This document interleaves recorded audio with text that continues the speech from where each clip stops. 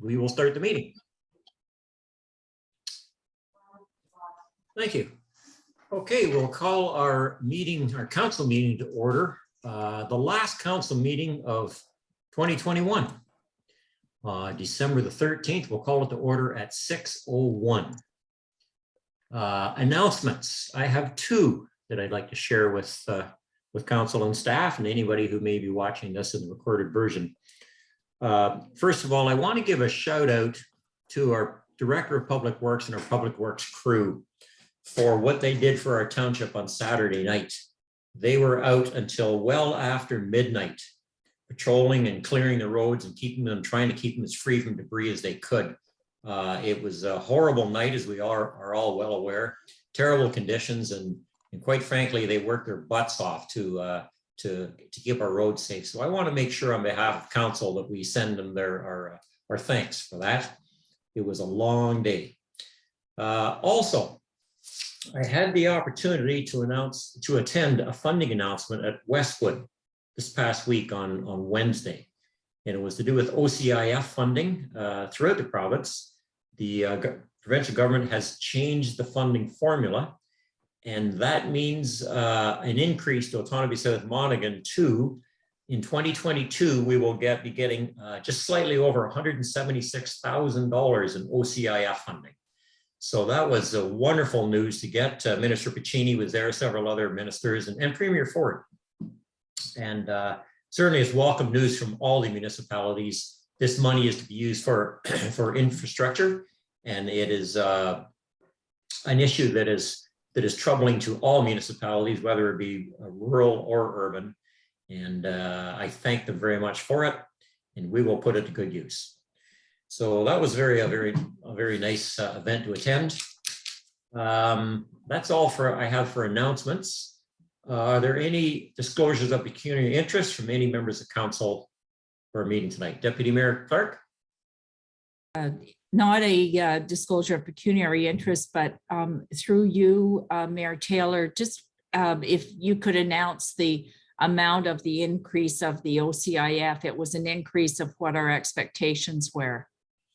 Yes, I'll look back on, I'll get the original amount for you shortly. I can look back on that. The new amount I know is 176K, and I think the previous amount was, I think, around 90, but I will get that for you. Okay. Are there any disclosure of pecuniary interest? Seeing none. Additions or deletions to the agenda, I can advise council. I would like to add under other matters a conversation among council about what the heck are we going to do in 2022 with regards to council meetings, at least in January. And I know that we had hoped to resume in-person council meetings. I want to have a conversation amongst you to determine if that is in fact the right approach, or we should continue to be cautious. So I'd like to add that under other matters. Does anybody have anything else they'd like to add? Councillor Howie, go ahead. Get the mute button there.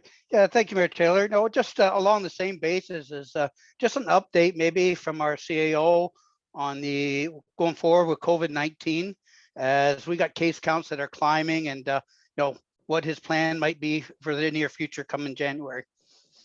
Oh, very good. That could dovetail quite nicely into the conversation that council will have with regards to meetings. Okay, so we'll slide that in under other matters. If there's nothing else that council would like to bring up, then could I have a motion, please, to adopt the agenda as amended? You see Deputy Mayor Clark and Councillor Powers. All in favor? That is carried. That's the agenda that we will use. Okay, moving down to number 6 on the agenda is minutes. There's 3 sets of minutes. I'd like a motion, please, to adopt those minutes for the respective meetings. And if you have any questions, please direct them to the meeting. Any questions at all? Councillor Howie, you're going to move to approve the minutes? And seconded by Councillor Powers. Any questions on them? Any questions on the minutes at all for clarity? Seeing nothing, just simply a motion to approve has been put forth, and I'd like all in favor. That is carried. Thank you. Okay, I've been waiting to use this one. zooming right along. Now, you know, we don't have a lot of items on our agenda tonight, but the few we have are fairly meaty, so they could require a certain amount of discussion. We're going to start off with the staff reports 11.1, which is the budget. And this reflects the changes that council directed staff to make at our last meeting. I will turn it over to, I think Greg and Jocelyn are going to handle this one. Yes, thank you, Mr. Mayor, and hopefully people can hear me okay as far as my audio level. So the report is relatively self-explanatory. So you've got a two-part recommendation as a result of our budget deliberations, so that council approved the 2022 Township of Otonabee-South Monaghan operating budget of $7,601,408 and a 2022 capital budget of $4,494,890 as presented, and that further that council approved the 2022 Township of Otonabee-South Monaghan total tax levy of $6,527,437, representing a 2.4% rate increase. So that is the recommendations that are there. And as I said, we had a lot of conversation about budgets and capital budgets and those sort of types of things. And I would, if there's any questions of council, we would entertain them. Okay, questions from members of council on this budget?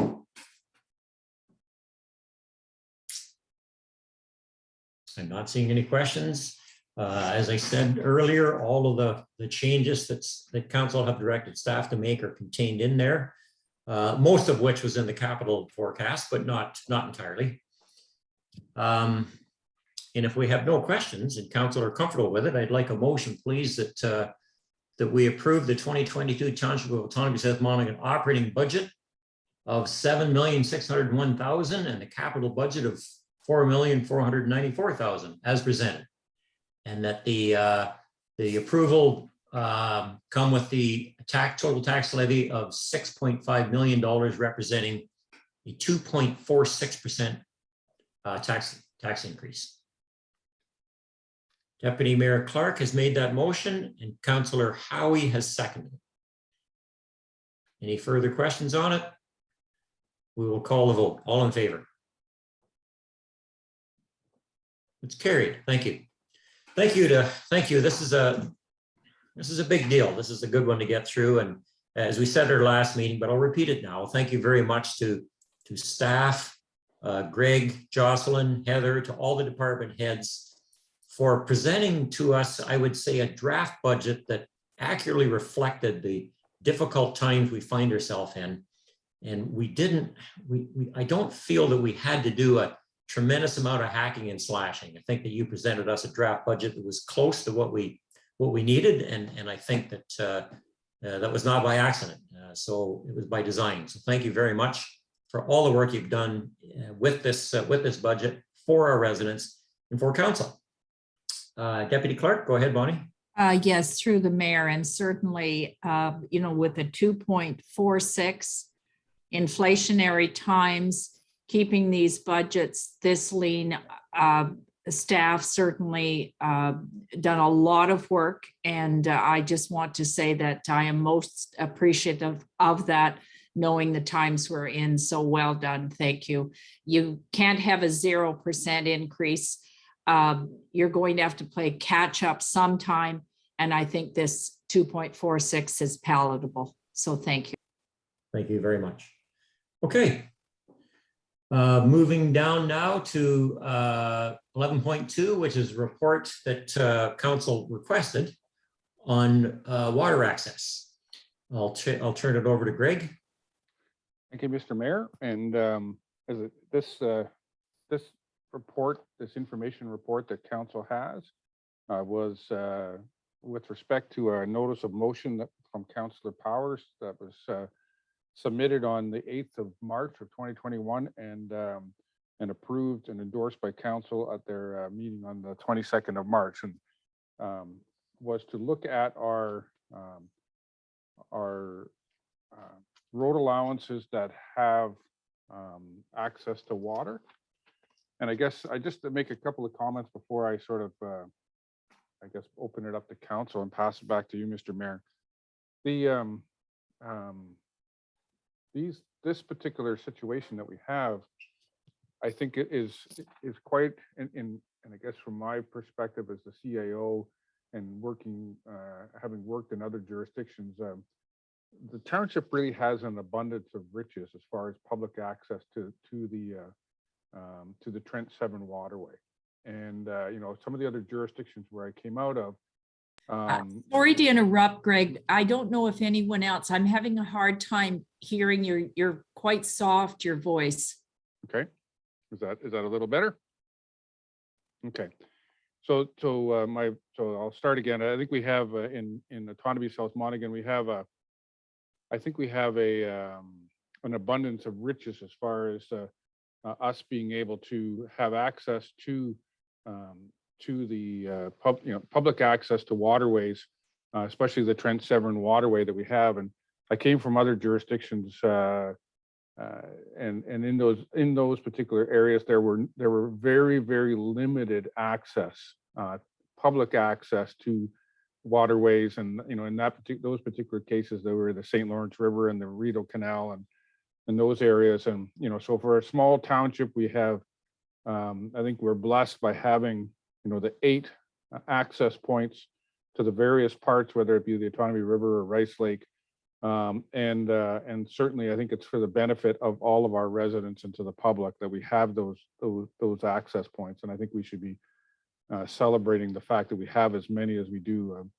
In some of the other jurisdictions, the you know, private landowners would restrict rights as far as you know, public access to water courses and bodies of water, and it was a really difficult thing for the regular resident to be able to provide and get access to those water courses, and so that's really what, you know, we have 8 here, and they all are road allowances that go to water, with the exception of Squirrel Creek, and so we did a bit of a review of sort of what we have. There's some GIS overhead satellite photos to give you a bit of a perspective. And certainly, you know, I guess our report is here. It's, you know, an information-based report. And if there's any questions for council, we'd certainly be pleased to answer any. Okay, thank you, Greg. Turn it over to council now. Questions or comments on this report?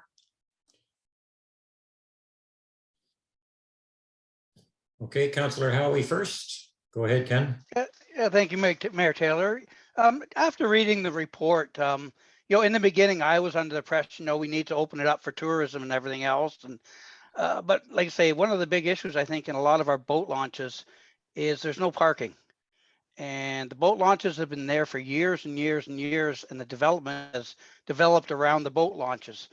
So it comes to a point where the residents almost think it's their boat launch, and that's where I think we're running into a lot of issues with some people and some of the boat launches.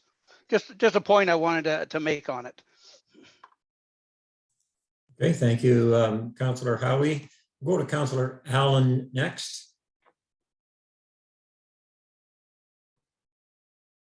Thanks, Mayor Taylor, and good evening, council and staff. Further to the report, yes, thanks, Greg, for pulling that together. It's provided us with an inventory of our existing water access points and boat launches in the township, which is great to have. And it kind of I'm following along what Councillor Howie had started on, and I was hoping that through this report, or possibly further into the new year, there's an opportunity to look at the parking issue, because I think that's where some of the information or some of the requests came from, was that there was, and I think Greg's report noted there's some conflict at a couple of, you know, occasionally there's some conflict at a couple of the locations with residents and users. So I don't know what that looks like, and that's why it's challenging for me to ask for it. But I think on some of the more popular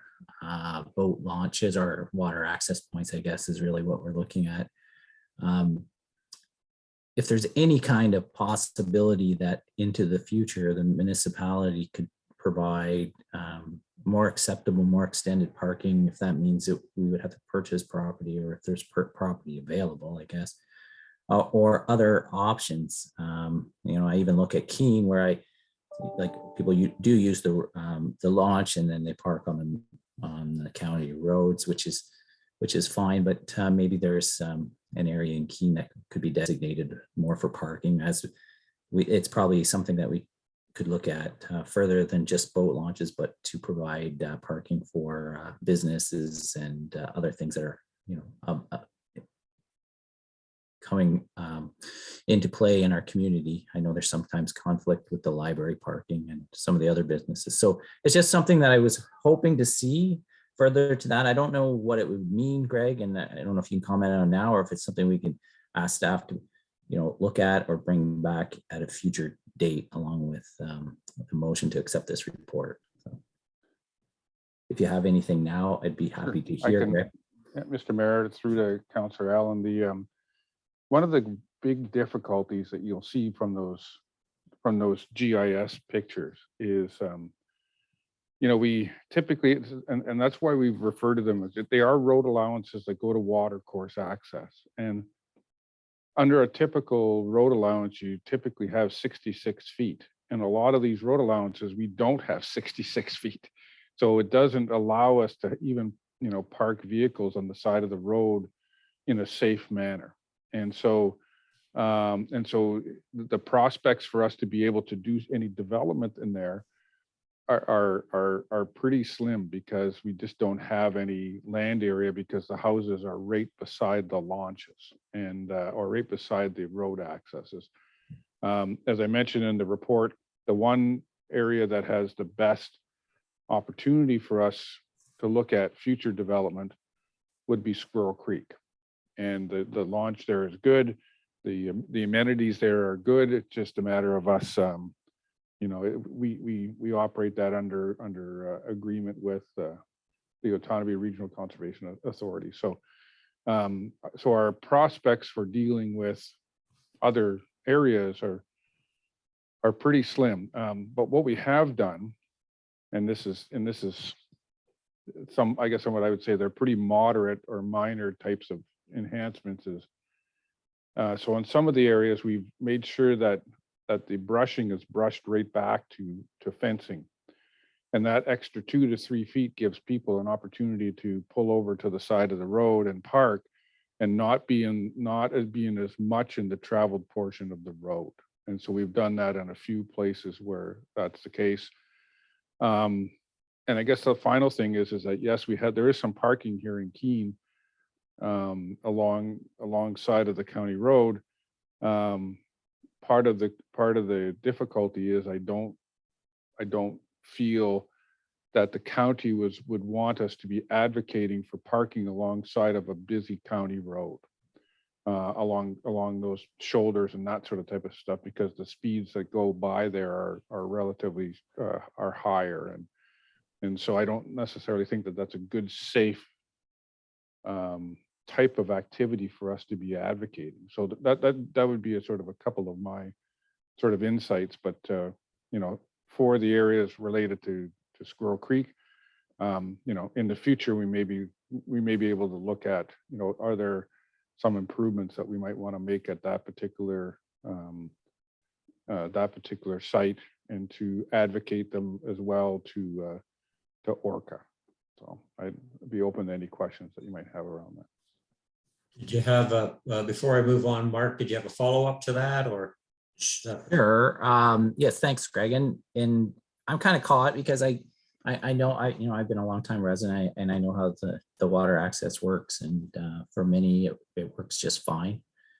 There's a lot of courtesy given to one another at the access points, and hopefully the same users are giving it to residents and those folks that are in the areas. It's just something that I thought of, if to put together a plan that potentially would have I don't know if call it off-site parking, but parking removed from the immediate area, from the the boat launch, if it could be something that would be worthwhile looking at, like take them to the sort of municipal parking within off the county roads in the case of Keene.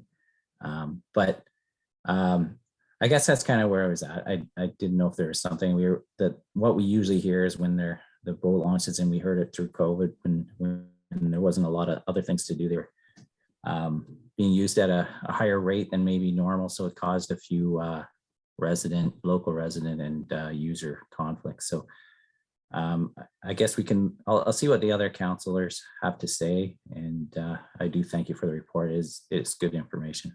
Thank you. Okay, thank you, Councillor Allen. I'm going to go to Deputy Mayor Clark next. I know Councillor Powers had her hand up early, but this was your notice of motion which led this, so I'm going to let you wrap it up if that's okay with the discussion. So go ahead, Bonnie. Okay, thank you through the mayor. So a couple of things. We're tied here because, as you said, Greg, the area that we have to work with is certainly minimal. I'd like to know liability-wise where this leaves us as well. We haven't talked about that, and that is a concern. And if we do put signage up to say, you know, this is a courtesy, having these boat launches, and to please conduct yourself in a mannerly or however manner.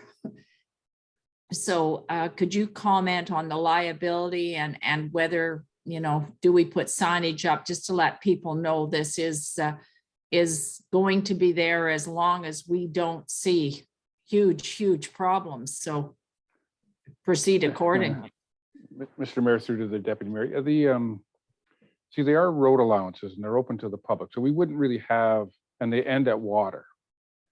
And so so typically any liability would vest in the same way that we have a road allowance, which is a road, right? So and so they just happen to end at the water. Now, as you add infrastructure, then you add the potential for, you know, other liability things to happen. So slips and falls, you know, all of those sort of types of things. So again, as right now, the infrastructure that's there, a lot of it is just they're a gradual slope that goes into the river, and we're covered, and we have that as a public access. So anybody can use it, and it would be the same type of liability as what we would have as far as you know, a sidewalk here on 3rd Street, right? We have the same sort of limit of liability for trips and falls and that sort of type of thing, and that's covered under our policy. So hopefully that answers your question,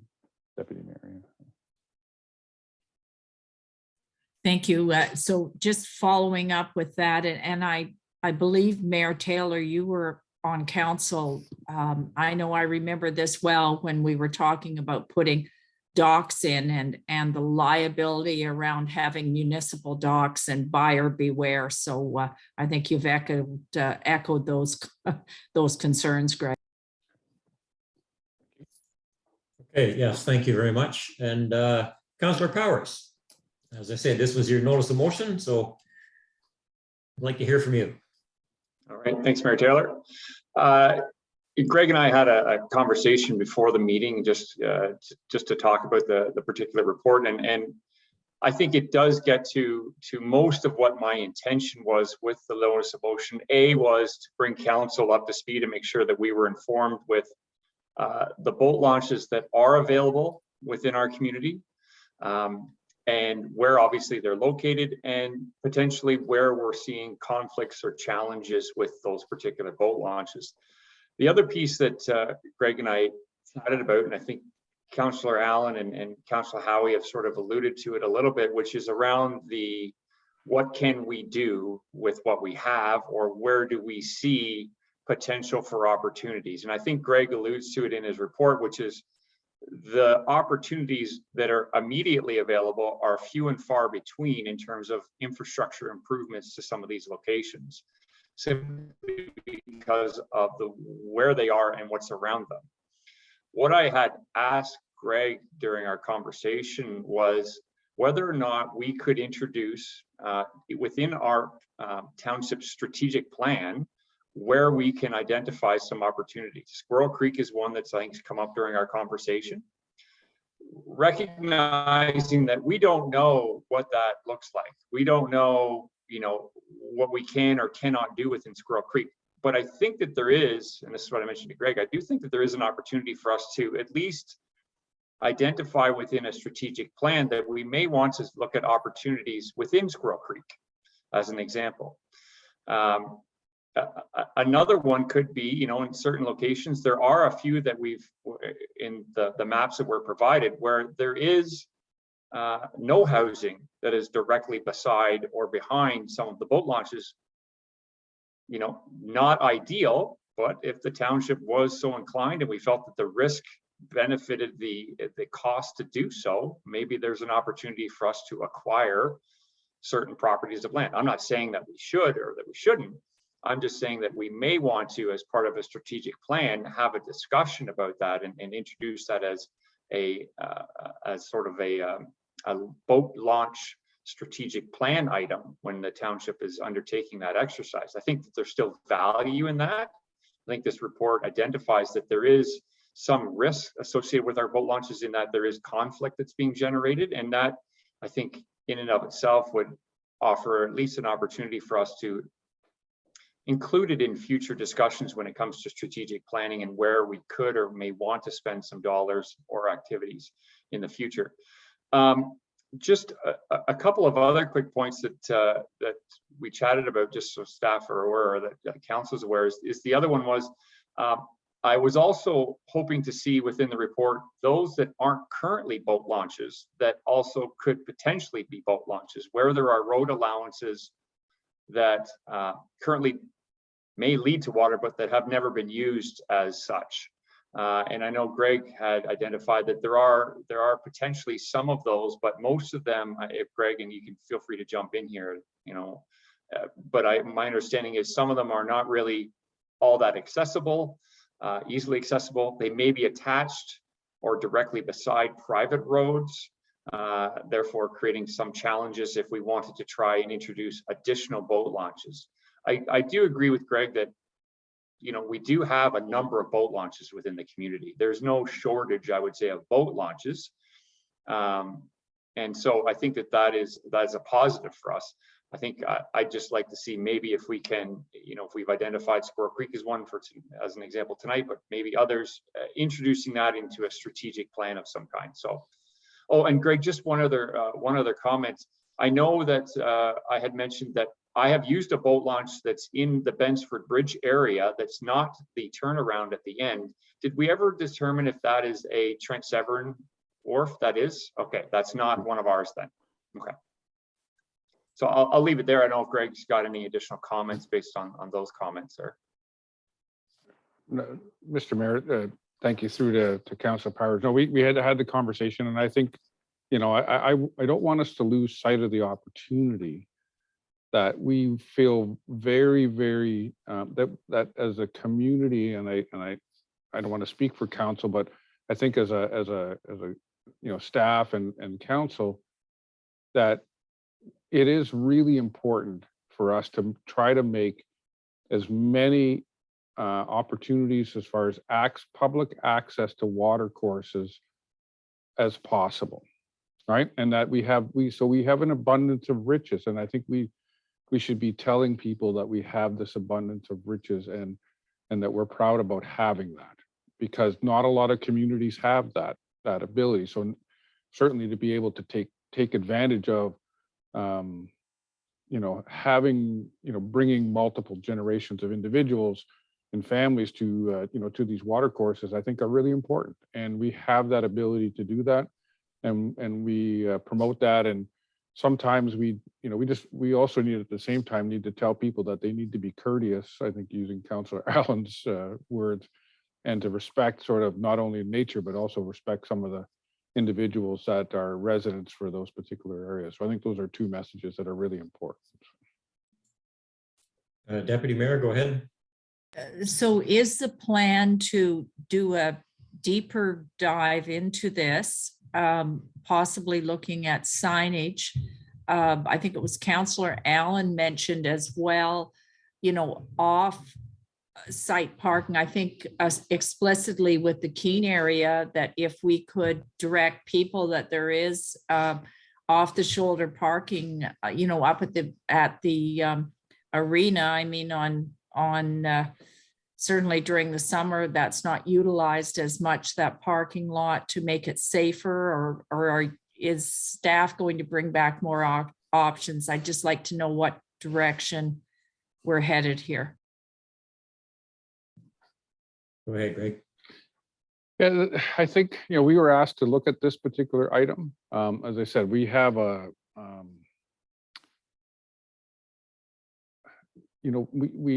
we've done an inventory of what's here. Those particular access points seem to be functioning appropriately. Our options at those junctures, or at the water side of things, are limited. I guess it just depends on how council sees us sort of proceeding here. As far as signage and those sort of types of things, those are relatively straightforward things. We have regulatory signage around there about no parking, no camping, those types of things, to try to keep people from not congregating. But again, it's how far do we want to go as far as trying to sort of stretch things into the community, such as Keene, around parking and that sort of type of thing. We've not gone down that particular route, and as I said, I think there would be some difficulty being able to try to do that, and that's why we sort of focused on Squirrel Creek and sort of said, if we were going to do some sort of thing, what could we effectively do in order to in the future to try and plan if we decided we wanted to look at some sort of enhancements.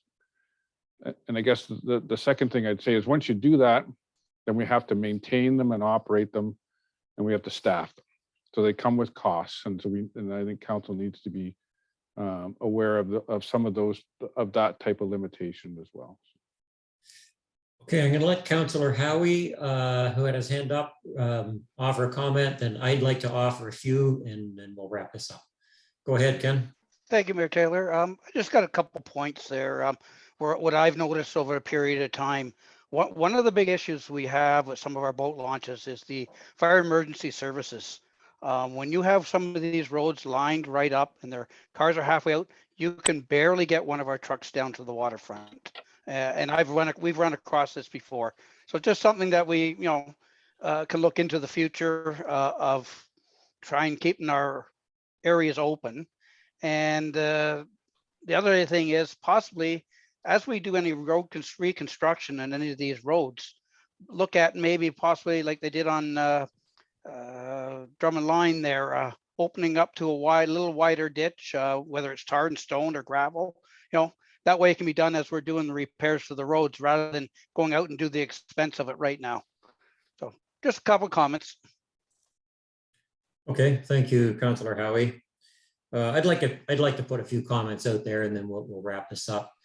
Greg is quite right. We are fortunate in this township to have eight good water accesses. I have used every one of them multiple times, and they're all good launches. We have to be really careful about how we proceed here, because the comments and the concerns, the complaints that we were getting were not coming from people using the boat launch. They were coming from people who live near them. And I can tell you that if we enhance some of those launches and increase parking capacity, make them easier to use, make them busier, that is going to be counterproductive to what our residents would like. Some of them have gone so far as to suggest that the launch should be closed and be used for local residents' use only. And I was very, very firm on that right from the start. I would never support that, ever. But I also don't think that the answer is to, these launches are good the way they are. And a fisherman with a trailer behind his truck will find a place to park, whether it's a real parking spot or not. I can assure you, Deputy Mayor, that very few, if any, anglers or recreational boaters are going to park at the arena and walk down to the boat launching team. They just won't do it when they can park along County Road 2 now. And unless the county stops that, they're going to continue. The boat launch at Squirrel Creek might have the best potential for enhancements, but it's the one that needs it the least, in my view. It's a good boat launch. It's got a small dock there, and it's got tons of room for parking. So I don't know what else we would do to it to improve it. So I'm not sure if anything needs to be done. I think that we're lucky to have these. They're certainly well used. They're better known now than they were a couple of years ago, and that's because of the COVID lockdown issues. But as far as enhancing them, we got to be really careful. The folks at Campbelltown, the folks at Bensford Bridge, they're used lots now, and I don't know that there'll be a lot of support from our residents there that if we try to improve them to have them used even more. Deputy Mayor, you have that's all I've got. That's all I've got to say. So go ahead. Yeah, thank you. Through you, Joe. A final comment. Yes, as far as putting money into this, these are taxpayer dollars. And as you said, a lot of the ratepayers aren't happy about this. I will echo Councillor Howie's, I think it was at Squirrel Creek, that there was an emergency situation where we couldn't get our vehicles in. So I would certainly support doing some signage to make it clear, to keep a path open for emergency vehicles over there. But I agree, I have used that boat launch over there, and I don't see taxpayer dollars going in to enhance it. I think COVID made people a bit stir crazy as well. And maybe in opening up a bit, we'll come back, take a step back and be more polite. I hope you're right. Okay, so we've got the report here. The motion, of course, is just to receive the report, but does council have any further direction they'd like to give to staff? Go ahead, Councillor Powers. The only recommendation that I would have is just the one I think Deputy Mayor was just talking to, which is I think Squirrel Creek is the one that's been talked about here tonight.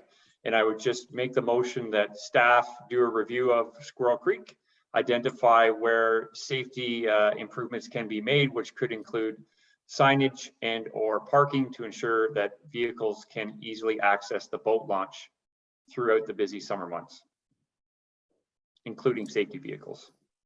Okay, so Heather, have you got that motion by Councillor Powers? I guess it's always, we've got a recording of it if you don't. Okay, so if council is comfortable with that, do I have a seconder for that motion? Councillor Howie, you're going to second that? Okay. Comments on the motion? Go ahead, Deputy Mayor. And I just, speaking to that motion, this will not, can I be assured then that our certainly contract relationship with Orca around this, that there will not be any effect on that? Anything we do has to be approved by Orca. We have signs down there at Squirrel Creek where it's clearly no parking. There's a reasonably narrow corridor to get to the actual boat launch, and that's where you can't have vehicles park, and it is signed. It doesn't necessarily mean people read the signs, but it is signed. But because the motion, I think, clearly states staff are to take a look at that launch and see what perhaps could be done to improve it, both from a safety perspective and perhaps even to use it. But of all the launches that we have, it is the one that has the most parking. It's not used a lot, but it's used. So anyway, the motion is clear, and I'm just going to call the vote. All in favor? Carried. Okay, we've had Deputy Mayor, we've had a pretty good discussion on where yeah, I had asked Greg if he would just confirm that the relationship with Orca, that this is ineffective. That's all I want. He did confirm that. We would not do anything untoward because we're under contract with Orca. Okay, moving down now, and thank you to Councillor Powers for bringing that forward. Good discussion. 11.3 is the annual review of our development charge bylaw. And I think Greg is going to take this one. Yes, Mr. Mayor, I've had a couple conversation with a few members of council about this, and just to get a bit of history. So we did update our development charges bylaw in 2020 and passed a new rate for 2021. And in the bylaw, there is an automatic indexing provision. And so the automatic indexing provision occurs at the 1st of January for our particular bylaw. And it is the provision is using the non-residential CPI value from Stats Canada to do the indexing.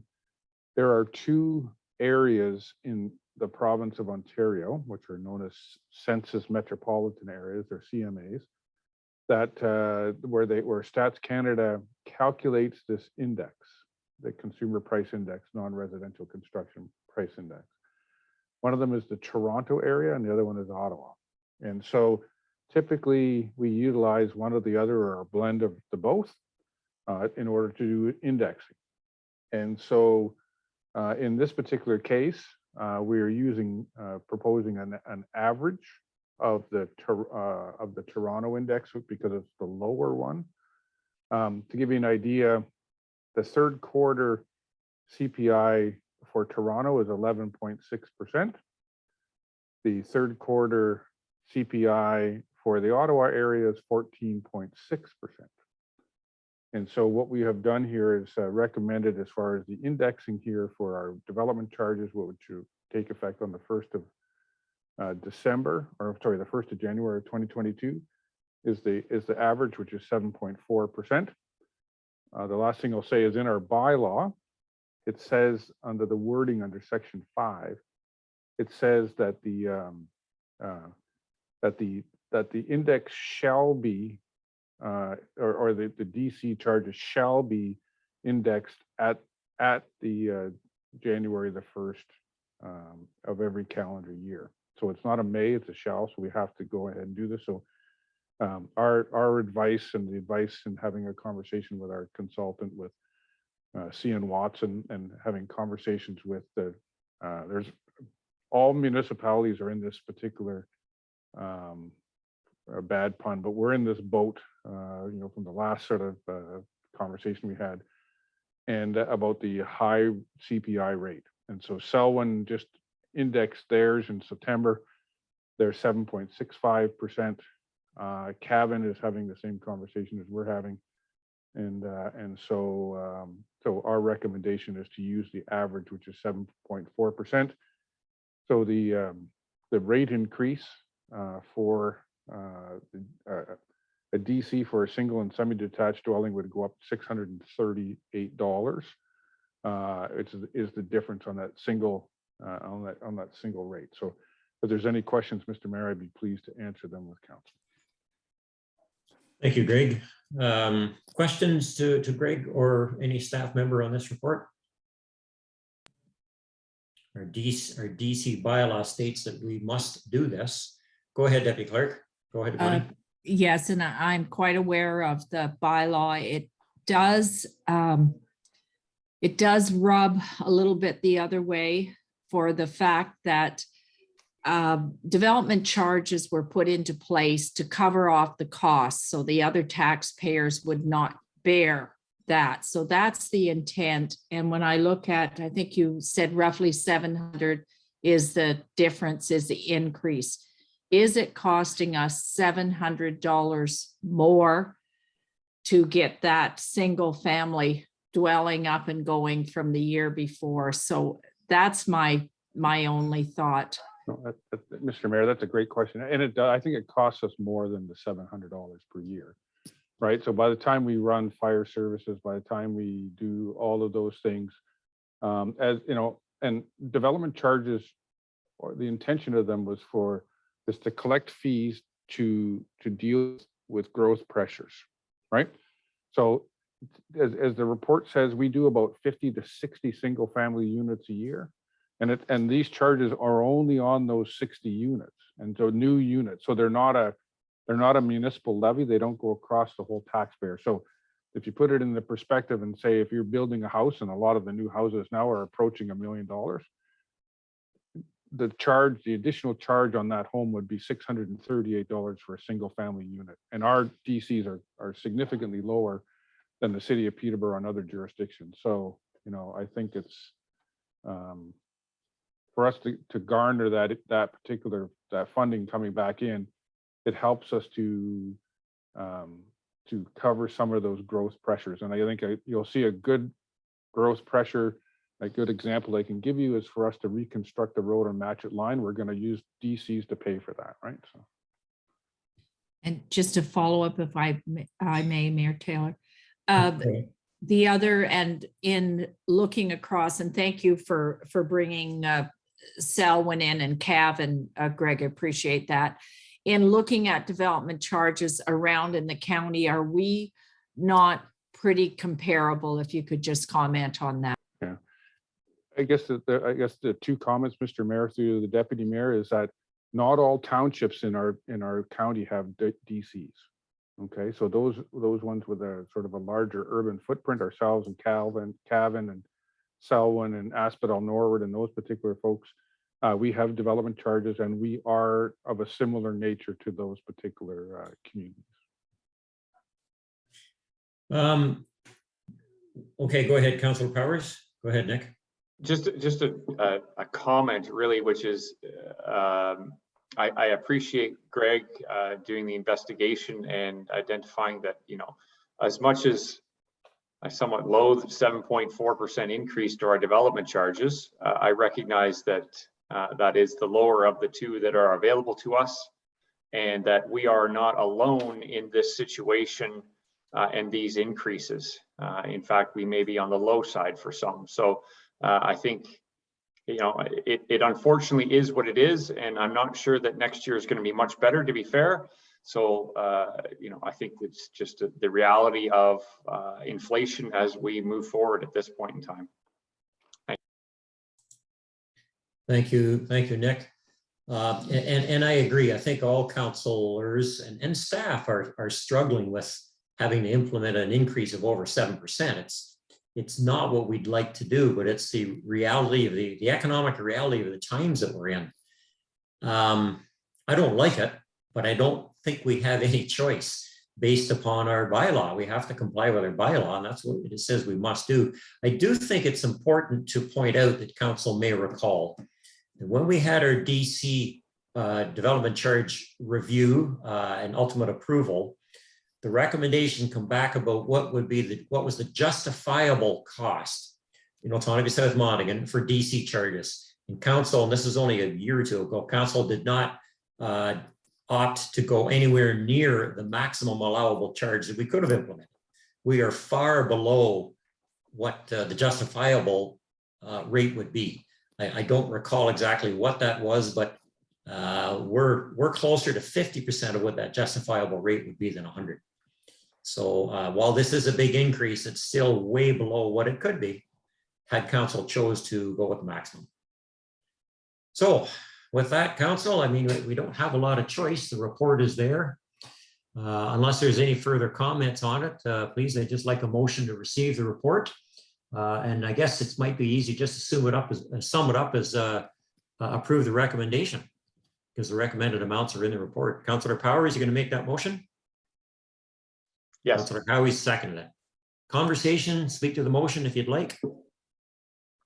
If not, I'll call the vote. All in favor? That's carried. Thank you very much. Okay, going down now to 15.1. This is a couple of motions related to our budget. The first is the rates for water, sewer, curbside pickup, and street lights. Is there any questions from members of council on those four rates? Deputy Mayor, go ahead, Bonnie. Yes, just around the 0% increase on the street lights. We are not anticipating any increase on hydro charges. Is it due to, we've done some energy efficiency things here, which are saving us? If our CAO would comment. Mr. Mayor, I'm not aware of, and Jocelyn, I think we're not aware of any major utility increases for these particular streetlights. We feel that the rates that we currently have cover our costs. And I see Jocelyn shaking her head yes. So I don't know, Jocelyn, if you have any comments about the question. We are within budget, so it's not something that I think is needed at all.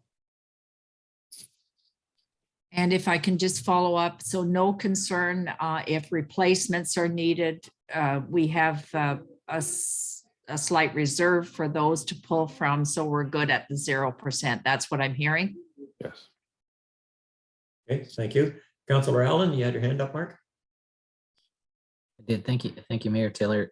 Question regarding the 4% increase to the curbside pickup. Is that driven by strictly a cost recovery? And I'm just not aware. I thought because we not long ago approved a new contract for waste pickup. When I didn't think it was in that kind of sort of percentage increase. So I just that's my question. Thanks. Mr. Mayor, and through to Councillor Allen, yes, that is a cost recovery. So again, that we charge that value back in curbside, and I'll sort of put it back to Jocelyn and to Heather, because they deal with the specific costings, related to how much the actual dollar values are in the report. As far as it's going to go from to $51 for curbside pickup. And I didn't see it in the report about what our existing rate was. I think it's important. I think it's important, Council. Sometimes we get hung up on percentages and they really don't paint the true picture.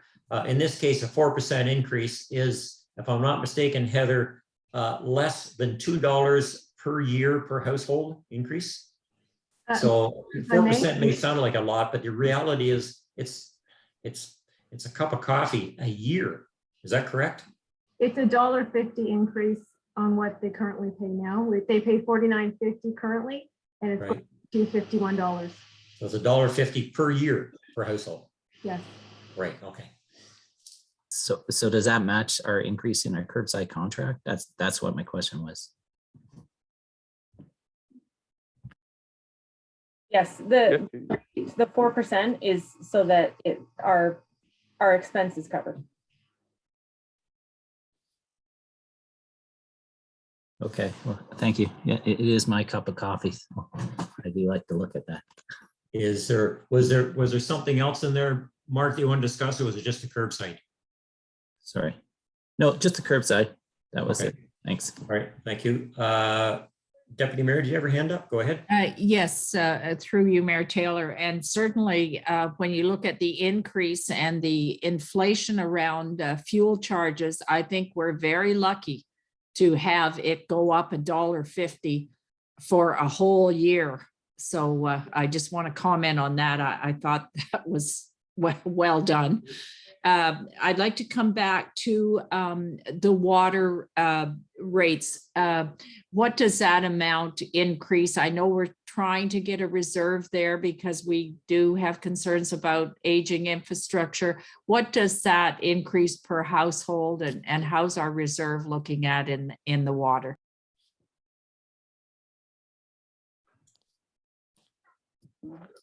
I'll just make one comment and I'll sort of hand it back over to Jocelyn or Heather. So the increase in our water, so we have to have a drinking water financial plan, and so that was done by Aqua on our behalf. So they recommended 2%. And in 2020, it was the first year that we had that the rates we were collecting covered the full costs of the service, and we had a small amount of money to put into reserve for future capital items. So as far as the the actual difference in how much on an annual basis it is, I'll sort of hand it back over to Jocelyn or Heather.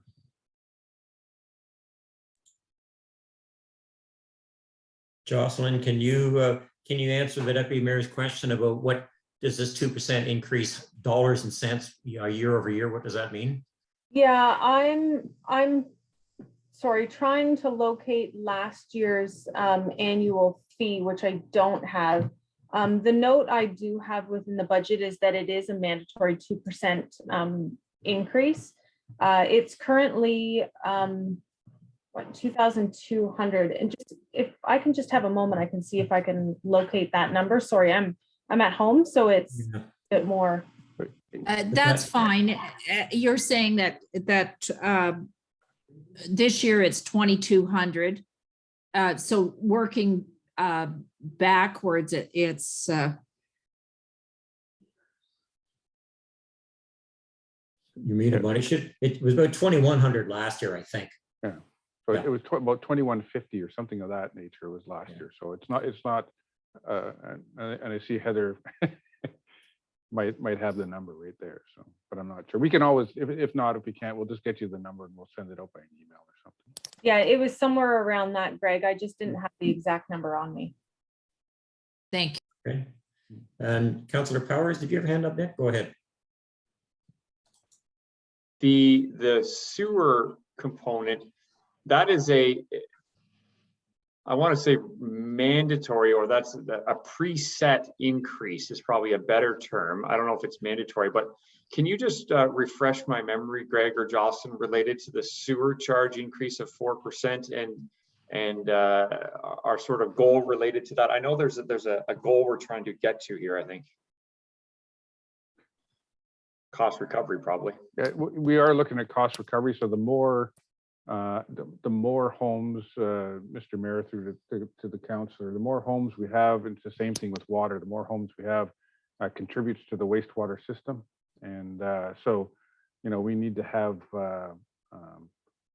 more homes contribute to that so that we can make sure that we're covering off our costs and our costs that we pay because it is connected to the city of Peterborough. And as well, that we have enough there that if there is any requirements for capital infrastructure for us to deal with the pumping station or other areas that we have the ability to have some capital reserves in order to do those works. And I see that on the water side here, Jocelyn has put up that last year's number was $2,156 for water. So just as a follow-up to then, is it fair to say, Greg, Jocelyn, that we do not yet, as it relates to sewer, we do not have any funds transitioning into a reserve capital for future expense at this point in time? Or are we at the crossroads, if you will, where we've now started to receive enough funds that we can pay and then start to save a little bit for future capital investments that are neaded? Yes, where are we on that hill? I'll let Jocelyn talk about. I think we're at the crossroads piece, but anyways, I will defer that back to Jocelyn. Yeah, we are currently adding to reserves. I think we have been for the last couple years now. Okay, great, thank you. Go ahead, Deputy Mayor.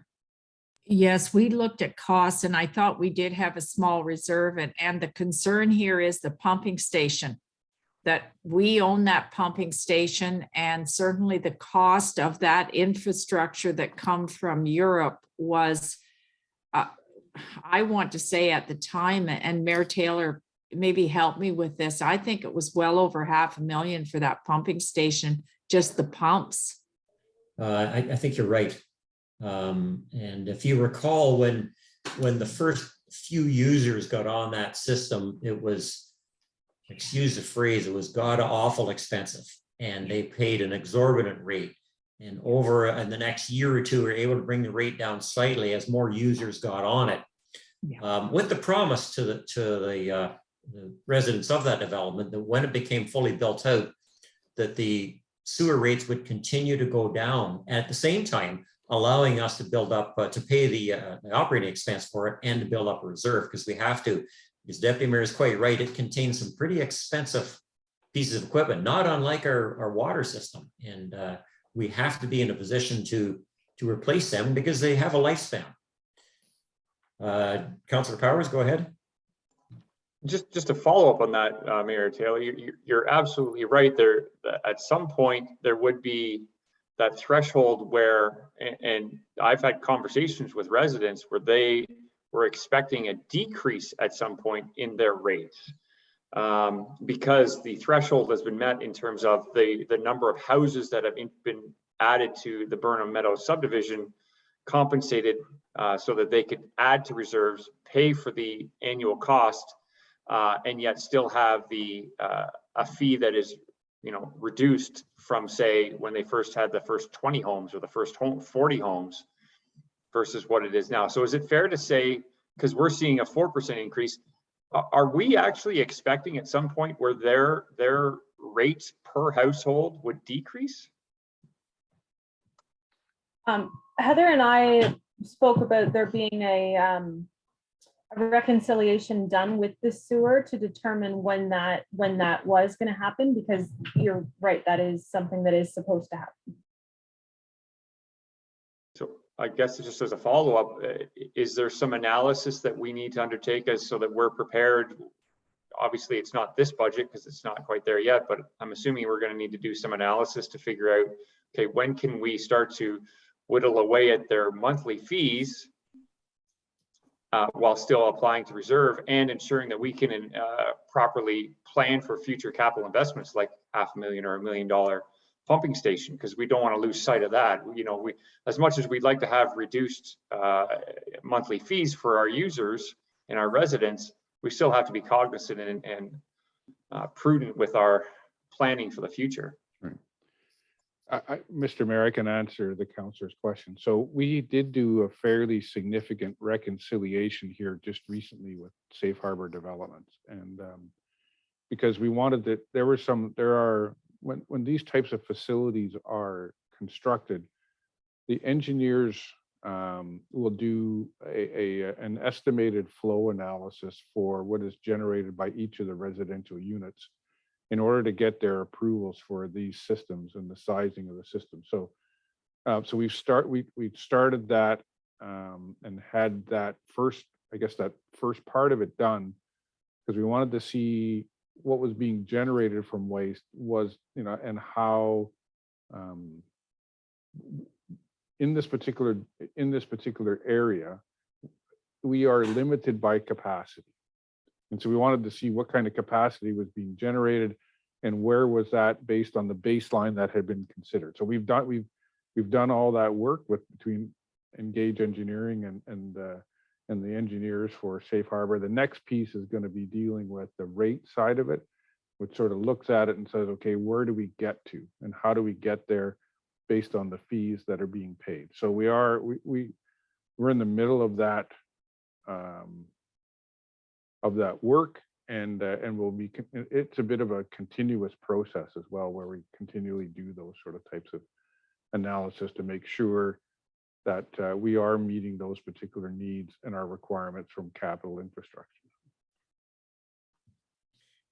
Greg, at some point, because it was my assumption, and I think Councillor Powers is right, it was an assumption of most of the residents over there that as more people were using it, the cost could come down and not increase every year by 4%. I hope that's correct, because that's the message that I think we've been giving them. Yeah, Mr. Mayor, that's a typical financial model that is handled in there. I'm just not sure where we are. It's a bit of a teeter-totter, right? So I'm not sure where we're at, about where this becomes equalized, and how many units. We'll have to look back, but how many units needed to be constructed in order to gain that particular that position. So, you know, if you look at it, is that to keep in mind is that you have to build the full infrastructure to service one home, right? And so So you put out your $3 or $4 or $5 million to service that one home. So your first home costs you that much money. And so as more of the residential units come in and the commercial units come in, we'll see where that pendulum is swinging. And so we, as I said, we did do the reconciliation about flows because we were concerned about that. And so, you know, I think a look at,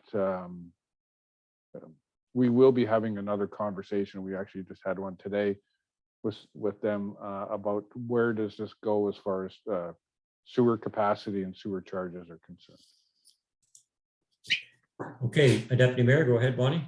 Yes, and we certainly did say that to the residents, and I'm thinking, you know, we're in phase 2 here. So if council can have a report on that, when we can anticipate in order to tell the residents what, you know, where we're looking at a date for, because we did make that commitment as around the table here we've spoke of. So I'd like to have a date for them to have some reprieve here. Mr. Mayor, if I could comment, it'd be difficult to do a date Yeah, because, right. and the issue that we run into is that when they were doing the planning for the subdivision, this is before I arrived here, and this is very common in these subdivisions, is you don't know what your annual uptake is going to be for construction. And they thought that they were going to get to a certain point and have a number of homes sold by a certain point, and they've not achieved that. So for us to say that here's the date, it's going to be how many units come on and how many are brought into service. And I can't, you know, I can't guesstimate about where that's going to go, but we can have a conversation that says when we hit point X, then we should see some, you know, when we hit that sweet spot, then we can see where we're going here from our financial model, right, is concerned. So. Yeah, thank you. And I appreciate that. I should have said units per se, or, you know, phase 2, or when we're starting phase 3. So rather than a date. So certainly get that. But even if we could say, you know, once we have X number of units on board signed into the system, then we can look at it. So just at some kind of concrete. No, I hear the comments from council. Yeah. It can't be that difficult to figure out. The economies of scale will suggest that at 50% capacity or 75% capacity, or whatever it is, you're now operating, you now have the revenue to meet operating costs and put a little bit into reserve. So I think all the council would be curious as to know, it's not a perfect science, but generally speaking, let's just call it an estimate. This is what our projected costs and revenue would suggest. I think that would be I think we hear council. We want to make sure what's being developed there, that there is enough capacity to do the development that they're planning. Right? Well, there better be. Right from day one, it was designed that way. So. Okay, so is there any other questions from members of council on 15.1, which is the budget rate allocations for those 4 areas? If not, and council's comfortable with the information we've been given, I'd like a motion, please, that we approve the 2022 rate increase, 2% for water, 4% for sewer, 4% for curbside pickup, and no change for streetlights. Deputy Mayor is willing to make that motion. Councillor Powers is seconded. Call the vote. All in favor? It's carried. Thank you. Okay, 15.2 is surplus deficit allocations. This is quite standard every year as part of the budget process. We won't know what these amounts are until we get our audited financial statements in 2022. Correct, Jocelyn? But as is usual, council will provide direction to staff to take any surpluses and put it into the appropriate budget, appropriate department. And if there's no appropriate department, then it just goes into working reserves. Any questions on that? I don't see any questions, and I'd like a motion to direct staff to do just that. Councillor Howie and Councillor Allen, all in favor? Carried. Thank you. Bylaws, we have a number of them here. Could I get a motion, please, that bylaw 2021-48, 49, 50, 51, and 52 be read a first time? Allen and Clark, all in favor? Carried. I'd ask the clerk to review the bylaws, please. 2020-48 is your council confirming bylaw for November 1st, 22nd, and 29th meetings. 2021-49 is your finance, your interim tax bylaw. 2021-50 is to amend the procedural bylaw 2019-25, and that should, and I apologize, it should say land recognition, not land acknowledgement. And 2021-51 is your finance to adopt the estimates for 2022 municipal budget. And 2021-52 is a planning matter. It's a disposition bylaw. It's a quick claim deed for 3477 Wallace Point Road. Thank you, Heather. Any question from members of council to staff on any of these bylaws?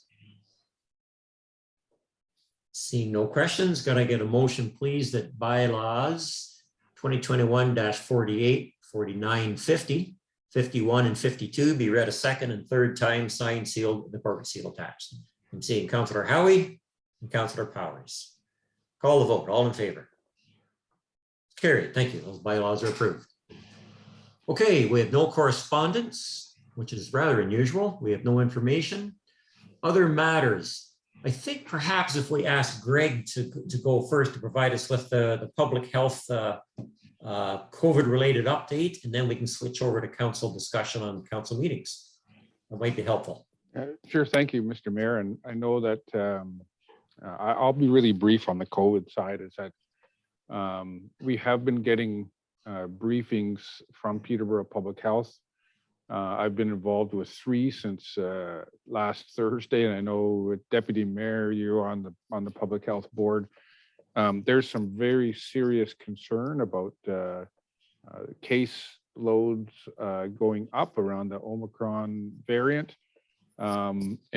Just today, that the medical officer of health, just tonight actually, has provided an instruction to workplaces, and they're recommending that people work remotely as far as the letter of instruction is concerned. So, we're monitoring it. There has not been any commentary or direction related to recreation facilities. Okay, so we're keeping our eye on that. There hasn't been any recommendations around schools.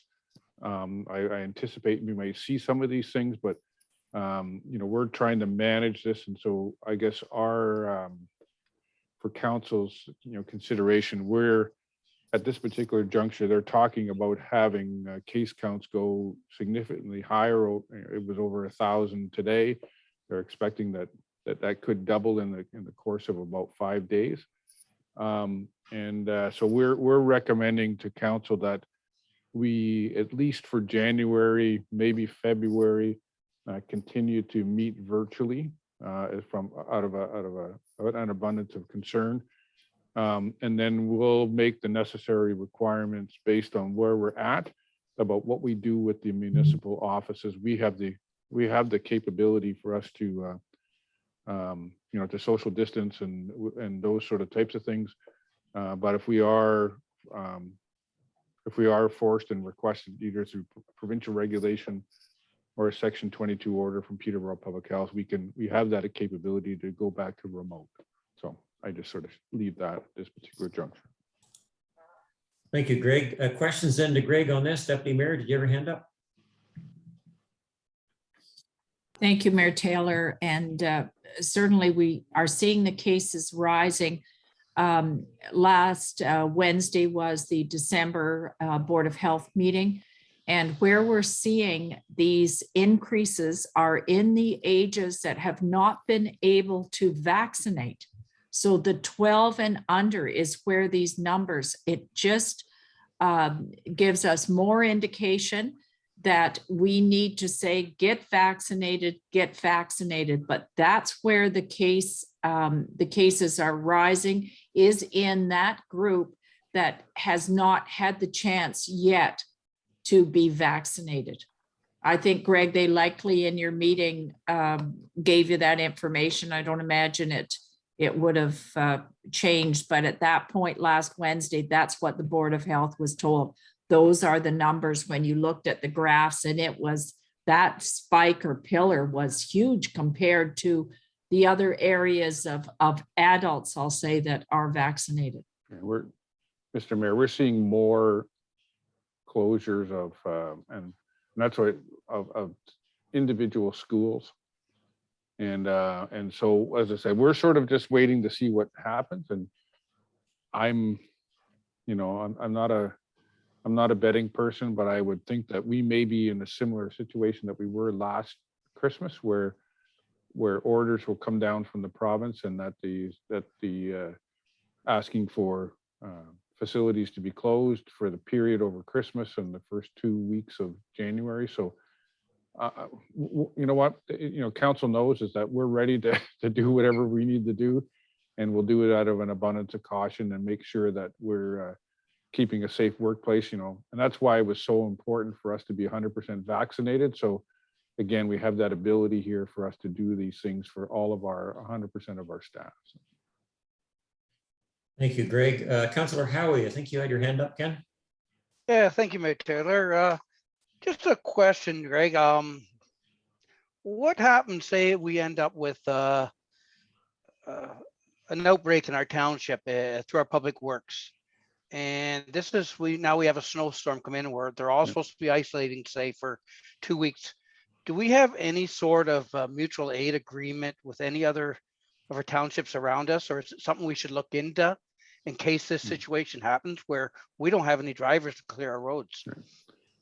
Mr. Mayor, through to Councillor Harry, we have that capability to, we don't have a mutual aid, it's not like fire. So if it went through the really good announcement is that because all of our volunteer firefighters are vaccinated, we're hoping that it doesn't go through there because of the full vaccination for our folks. And they're our frontline people, and they're probably the most vulnerable of our group that we have in our workplaces. And then second is the recreation people, that they are quite vulnerable in that case, followed by public works. And so with public works, you know what, if we have to do things and we have to contract or have either private contractors or another municipality providing us with some substitute employees, we would take that particular juncture. So what we are doing, and the same thing with public works, and we're continuing to do it, is one person per vehicle, making sure that the housekeeping aspects of at the beginning and at the end of shifts are happening, wiping down hard surfaces, no visitors into that particular facility other than our folks. So we're continuing to take those particular measures in order to try and keep our staff healthy and safe. Yeah, thank you, Greg. It's just good to know that there is a backup plan. Something happens. There is, Councillor Howie, and you're part of it. Yes. Yeah, we just about had to send the mayor out with his chainsaw the other night, so we're all good. Yes. Any other questions to Greg then on the latest?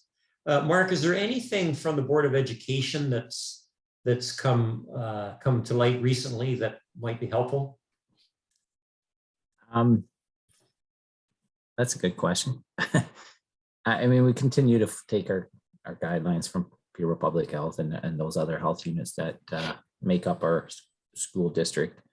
One question I did have for Greg, and I don't know if you had seen it at all today or heard of it, and it's coming from maybe as a representative of the library board, but I did hear discussion somewhere today that said possibly there'd be rapid antigen testing kits available to the general population, and possibly they were going to utilize public libraries for distribution of those. And I don't know if you've seen anything further to that.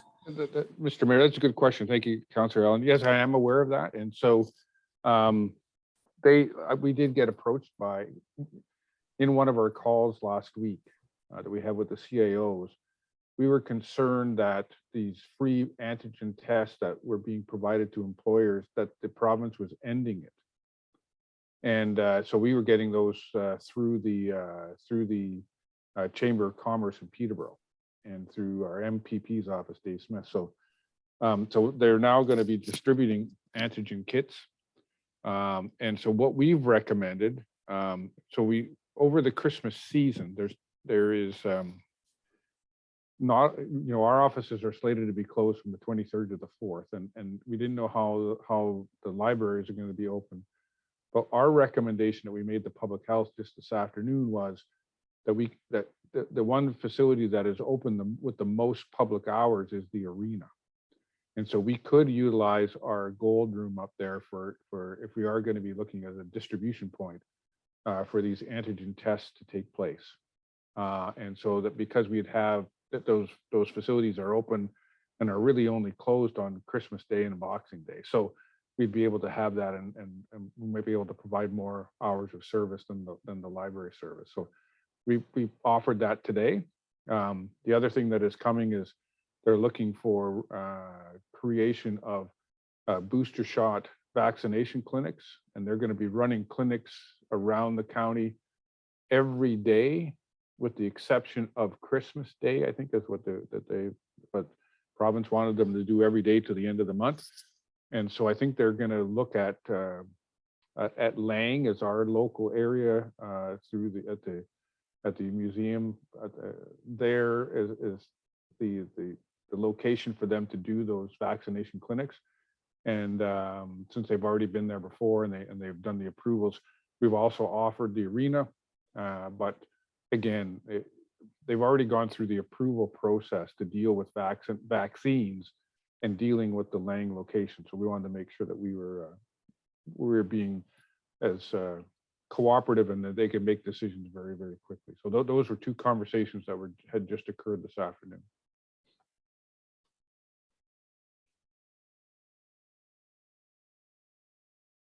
You're still muted, Joe. All right, thank you. Before we move to council meetings, Deputy Mayor, you wondered about this OCIF funding. I can tell you that the increase from 2020 to 2020, from 2021 to 2022 was in the range of $97,000. That's how much it's gone up. So it was pretty close to 80 before, and it's now 176. Okay, so it more than a 50% increase. Back now to council meetings. I know all of us are not that long ago were thinking that it might be safe to resume in-person council meetings at the 1st of January in 2022. And I'd like to ask council now, how do you feel we should proceed? What would be the right move? Go ahead, Mark. In light of the discussion and looking around at the opening of our society and opening up of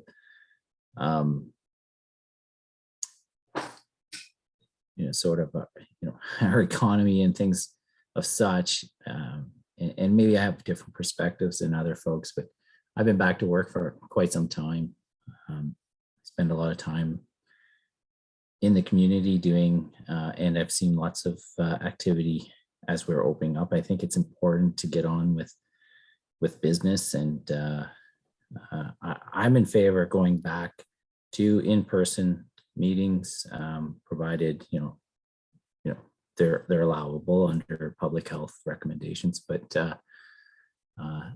that's where I am at now. I think it's ultimately important to gain some of our normalcy back, and I think meeting in council in person plays an important role in decision making and getting on with business in council. I think there's merit to being in person and having those in-person conversations and being able to read the room and read the tone of the meeting. And I really am in favor, so long as the opportunity is there under the guidelines, is to move forward with in-person meetings starting. Okay, thank you, Councilor Loudon. That's what I want to hear. I think that all council members agree with you on just about everything you've said. The only difference might be when is the right time, but why is I think is pretty much unanimously accepted around the table. That's my thought. Who else would like to weigh in on this? Councillor Powers, go ahead. I would tend to agree. I am at this point comfortable moving back.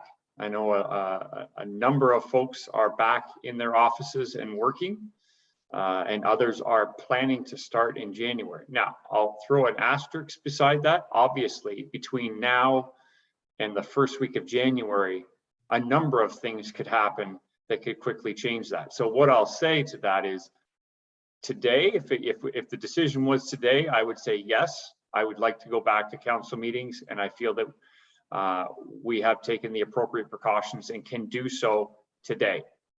January 1st, January 6th, what that looks like then, I think we can be flexible enough to adjust as necessary, but I would say if the decision is right now, I say we schedule for the in-person starting in January and adjust as necessary pending changes between now and that date. That's my suggestion. Very good, thank you. Yeah, obviously, any decision we make has to come with that, unfortunately, that asterisk. We got to be nimble. Go ahead, Deputy Mayor. Yes, through the mayor, certainly agree with the two statements.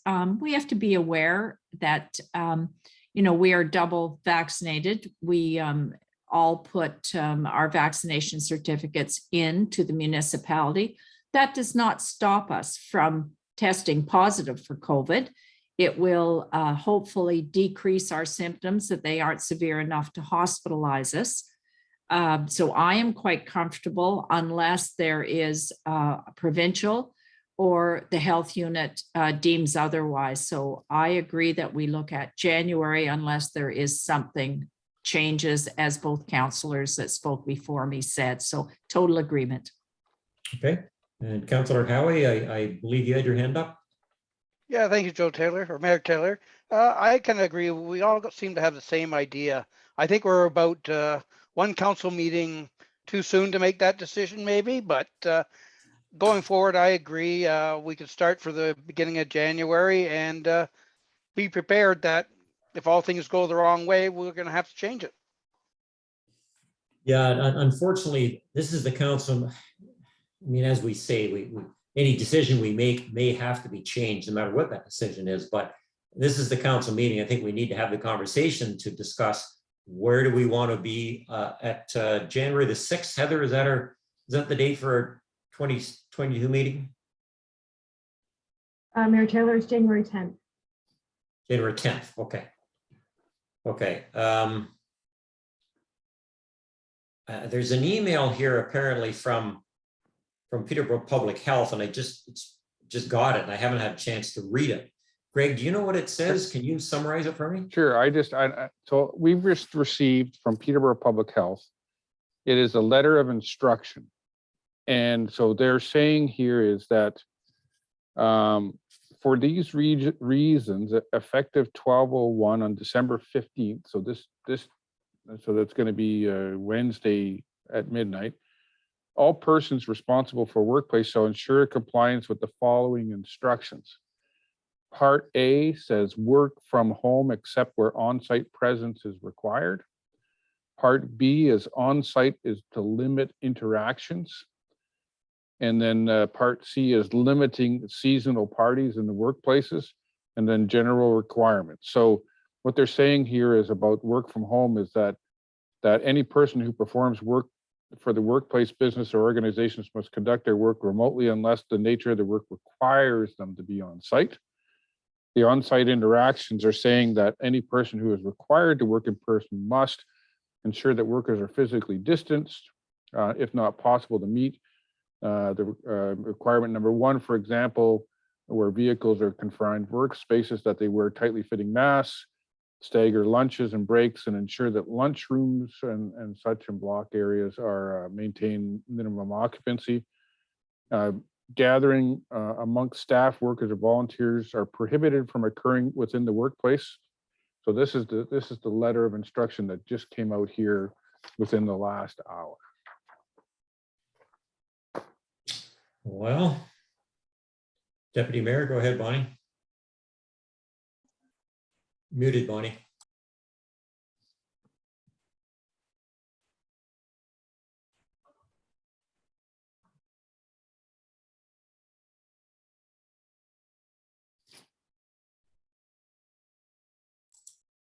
Still muted, Bonnie.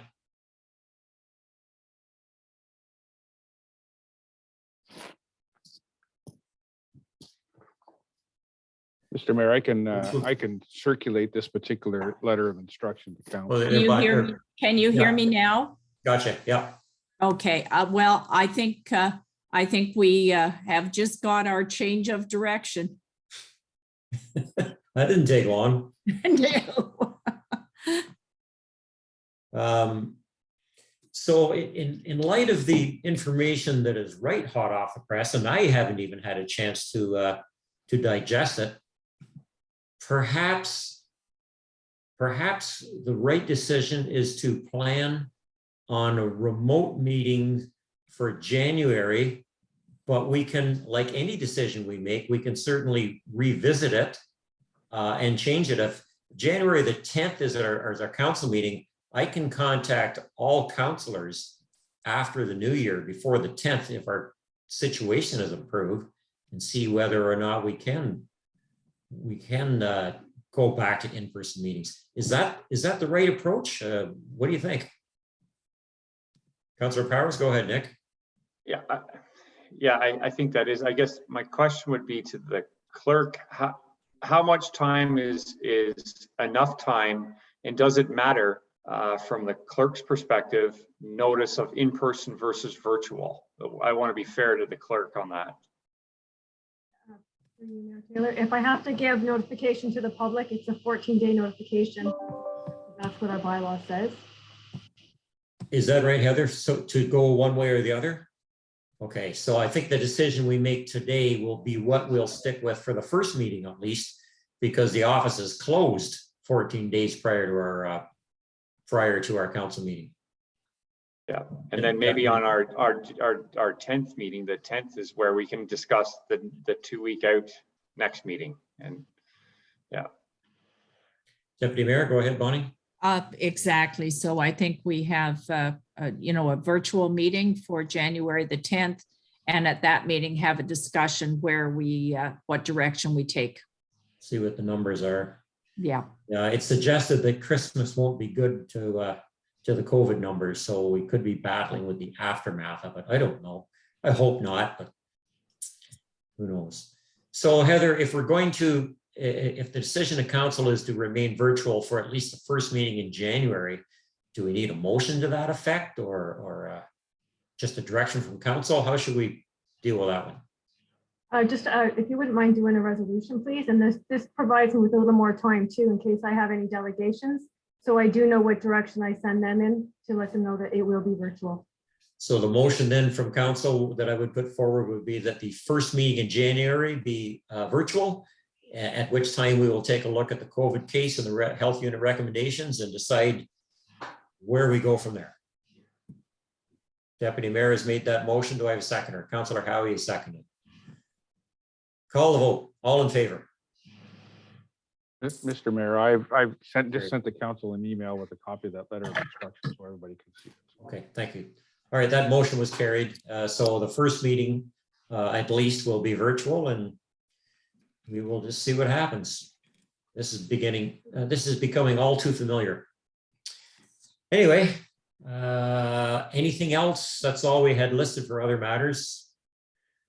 We have no closed session. The only thing left now is to wish everybody a very safe and Merry Christmas. And follow the health unit guidelines. They're really suggesting we limit our gatherings, and there's a lot of wisdom in that. So please comply with that. Get your booster shots when you're eligible, and have a Merry Christmas. Merry Night, everyone. Christmas. Merry Christmas, Merry everybody. Christmas, everyone. Happy New Year.